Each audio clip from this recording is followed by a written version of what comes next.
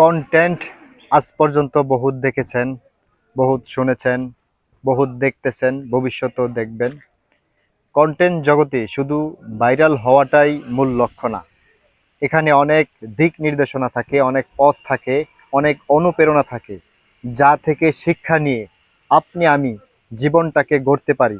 একজন content creator, সত্যিকারের content ক্রিয়েটরের শক্তি, চিন্তাধারা, মেধা এটা অন্যরকম হয়, অন্যদের মতো একরকম থাকে না। তো আমি চাই যে আসলে ভাইরাল হওয়া আমার মূল লক্ষ্য না, মূল লক্ষ্য থাকবে যাতে আপনাদের কিছু নলেজ, কিছু বিষয়ের উপরে অভিজ্ঞতা, এক্সপিরিয়েন্স দিতে পারি। সেই লক্ষ্যেই আমি এই কন্টেন্ট জগতের মধ্যে প্রতিনিয়ত অব্যাহত রয়ে গেলাম।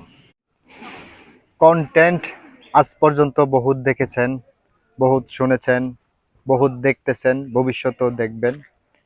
কন্টেন্ট জগতে শুধু ভাইরাল হওয়াটাই মূল লক্ষ্য না। এখানে অনেক দিক নির্দেশনা থাকে, অনেক পথ থাকে, অনেক অনুপ্রেরণা থাকে, যা থেকে শিক্ষা নিয়ে আপনি আমি জীবনটাকে গড়তে পারি।